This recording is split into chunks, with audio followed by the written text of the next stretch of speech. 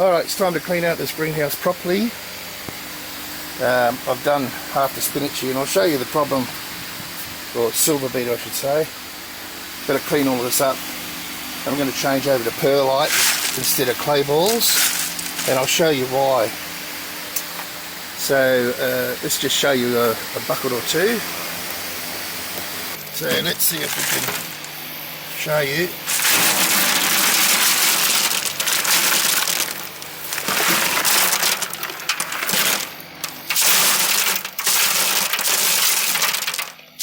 Not on that one.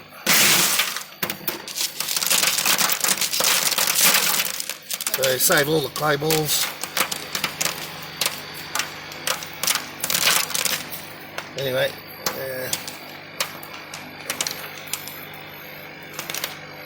I'm going to save it all because I will have a use for them somewhere else.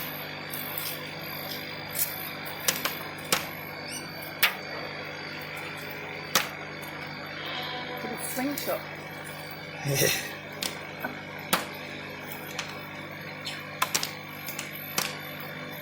That's pretty much that one.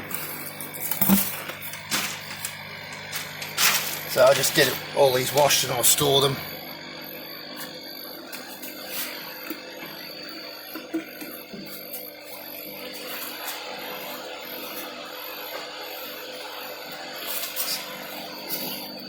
You see how they've all been decimated. Anyway, chook food. There we go. So these little buggers are hiding in the clay balls. And they're climbing up all the time and eating everything that I've got because they can get into the clay balls.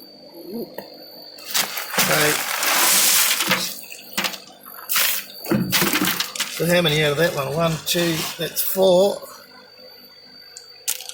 The chooks will eat them. 5, 6. So you can see the problem I've been having, and that's because, as I've said before, the bloomin', because of the cover. I'll get this all cleaned out, all of the tomatoes out as well, ready for the next planting. And I shouldn't have to deal with anything in this greenhouse again till probably spring, maybe not even then. Just changing crops. So I think it's been 2 years since I've done this, anything like this. So you know, it's a bit of work, but it's just like any gardening, I guess.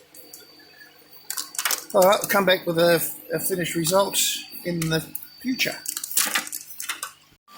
Okay guys, I'm very pleased to say that I've cleaned it all out,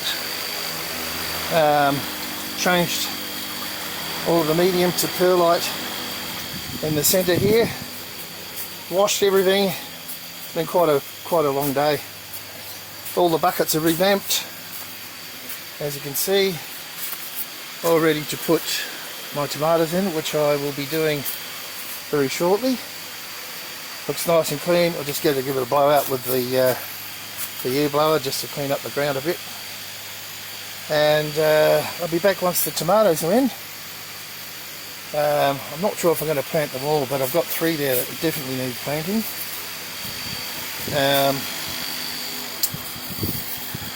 Yeah. So I'll be back when that's done. It looks very nice. Right guys, so if you have a look over here, I've got all my black Krim seedlings. I have some large ones here that are ready to go out, but these will be fine. But these are in cocoa peat and perlite, and these ones are in vermiculite. Now I don't want the cocoa peat in the perlite because I don't want it to wash through and get into the pump. So someone's mowing the lawn. So I'll show you how I do these ones. Just over here. Just got to get it out. Maybe I should have wet that first.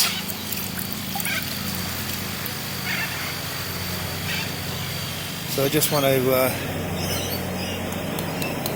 There we go. And you can see the roots there. Yeah. So what I want to do is plant it down fairly deep. This is in the perlite.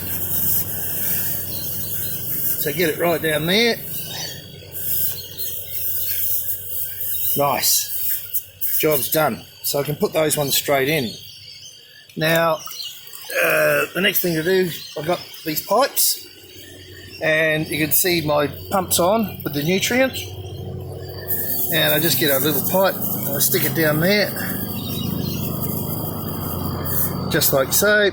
Put the hose in there so it doesn't disappear anywhere. And so I'll just go around all of these now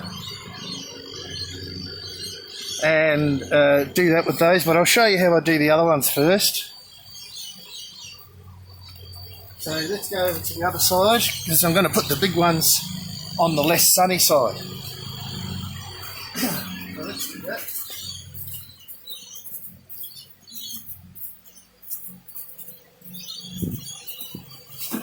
Now this one's a bit different. Obviously I've set all the nutrient up, etc. My EC is around, well, I want it at 2.8 when they start getting larger, but it's around 2.8 now, so that's a really good EC. So that's, if you don't understand EC, I'll get to a video about that. There's plenty of information on the net about it too. So, and the pH, I like about 6.3, 6.2, somewhere there. Alright, so let me show you one of these large ones that are in the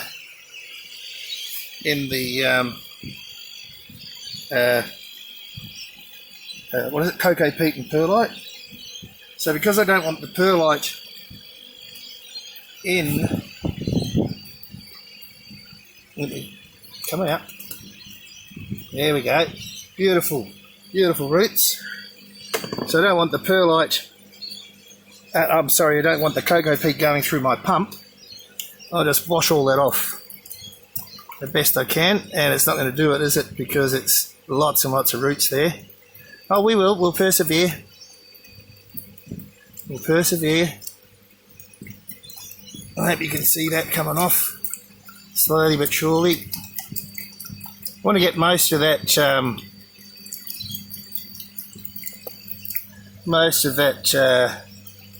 cocoa peat out of there. Yeah, and they come back really good after you do this. So that's why I've grown the other ones in vermiculite.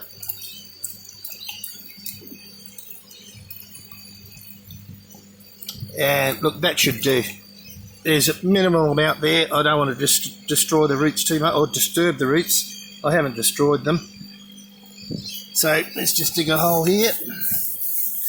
Get it down fairly deep as we want to, because you and then I'll pick off the first two leaves, because we want a lot of that that stem down into there, so we can get roots coming from the stem. Now if you have a look at the rate of that, if you can see that, I might just make that a little bit quicker. Look, but you know, that's all it needs. So we get a little pipe again, might go in from this side this time, just down towards the roots, and put my pipe in there. Maybe it's better on that side there a bit. And there we go, done. So, and I'll come back with an update and show you how these go, and you'll be really surprised. So just for hanging them, let me just show this. There we go. So I've got these spindles here. I don't know what you call them, but that's not. If I can come back a bit, It's nowhere near as, I can't see. You can see the height there. So what I'm going to do is take these off, because my greenhouse is fairly low, and I'm going to go right up the top here and put them on the other side. There we go. It's a bit hard with one hand. There we go. And then it'll come, the string will come all the way across the top. There we go. So it'll come all the way across the top through this other string and down to the plant. So the plant will grow from the bucket all the way up behind here to the middle of the greenhouse, if you can see the concept there. Now you can see I've got all the ones strung up for the opposite side there. So I'll be changing those over. I should do that right now. But anyway, just so you understand, and basically once they get to full height, the whole of the roof or the canopy will be just about covered in tomato. But you'll see how I prune them later on to allow lots of airflow, and there will be enough sun to get on this middle path here, the middle lot of where I'm going to put another lot of silver beet and a couple of other things I've got in mind. We'll see how they go. Alright, I might just show you when it's all planted, and then I'm knocking off. It's been a long day. It's been over 40 degrees in here all day, and yeah, I've certainly got a good suntan as well. Just to show you this, the water's 14.8 degrees and it's still 27 in here. But yes, I've done a lot of sweating. I've drunk about 4 litres of water and now I'm on my second beer. Okay, I'll get these planted and I'll be happy.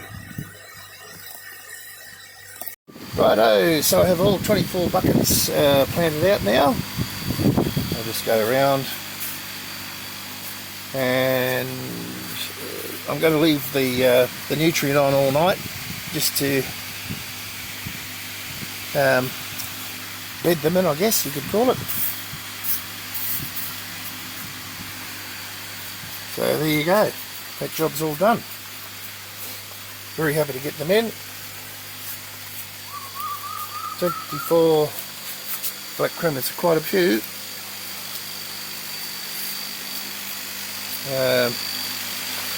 So now, obviously I have plenty of spares. I only lost one out of all those, which is really good. So I'll keep those just in case something happens. In the meantime, I will go and check my silver beet seeds, which have sprouted. It's the third day now. I might be able to put them in the little pots like these, and in a week I can, well, maybe a little bit longer, I can plant them all out in the middle here. So I've got silver beet and some Japanese vegetables. I don't know, it might be too hot for the Japanese vegetables. Mabuna, or a couple of others, Japanese or Chinese kale. I can't remember the rest, but it doesn't matter. So anyway, that's it for today. Thanks guys for watching. It's always nice to have it nice and clean again and starting a new crop. So, very pleased. Okay, see you guys soon. Bye for now.